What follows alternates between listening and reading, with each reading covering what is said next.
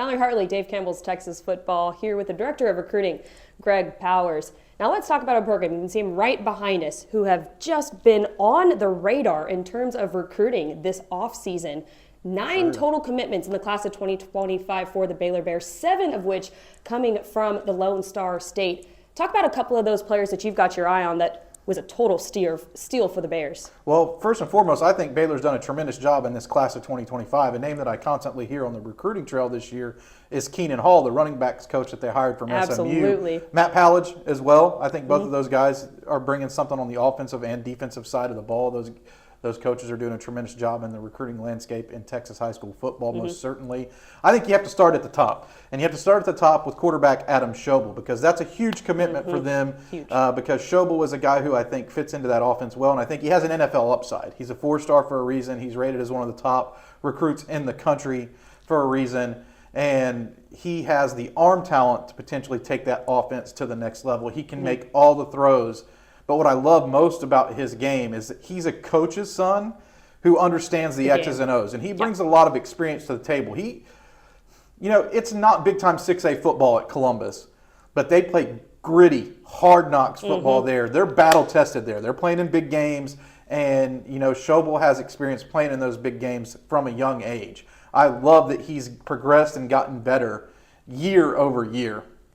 And with 7 commitments from the state of Texas, we could be talking about him for a while. But I do at least want to shine some spotlight on Demetrius Brisbon. It was a commit who flipped from SMU from SMU to Baylor, in large part due to the fact of Coach Hall's relationship with Demetrius Brisbon. Now, I don't necessarily know what position Brisbane fits best. Yeah, he's the quarterback for Tyler Chapel Hill, led them to the state championship stage last season. But I think he could play safety or wide, safety or wide receiver. I mean, he could do either one of those two things.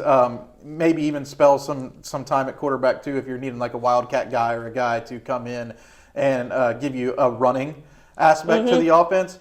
But those are 2 of the guys that kind of stand out to me, or at least 2 of the marquee names out of the ones that have committed from the Lone Star State. Right. Well, and speaking of some of those guys committing from the Lone Star State, this week the Baylor Bears picked up a commitment from Iowa Colony 3-star defensive lineman Christopher Johnson. What are the Bears getting at him? Well, I think this is a big-time commitment because he's a guy who was really just starting to take off in recruiting. I think he's like a spring evaluation hero. I think he's a guy that colleges are going to go through Iowa Colony, which is a real program on the rise in Texas high school football. They have a lot of really talented players on that roster. You can watch them on Dave Campbell's Texan Live. There you go. Shameless plug right there. Johnson, 6'3", 245 pounds. I've rated him as a defensive tackle because I think that's ultimately what he grows into.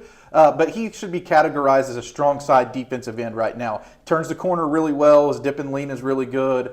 Super athletic and short area burst, which I think is really, really something that sometimes you get overlooked for.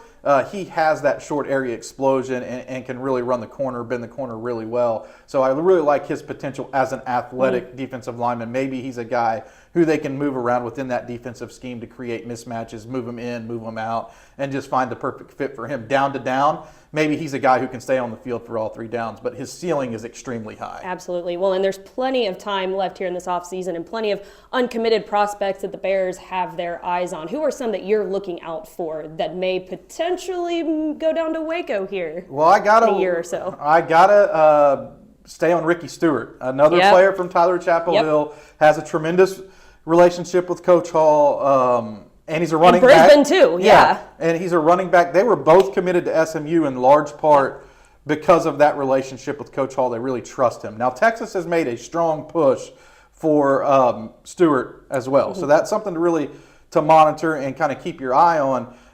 Bringing in a big receiver, I think, would also be important. And when I say big receiver, I think speed, because they have the big receiver marked off of their list with Ashton Jones from Shadow Creek, who's already committed there. They need to bring a speed element, I think, to the offensive side of the ball, and maybe a guy who you should watch closely for that is Jalen Cooper from Cibolo Steel. I think that he's like a guy that you got to push all your chips in for.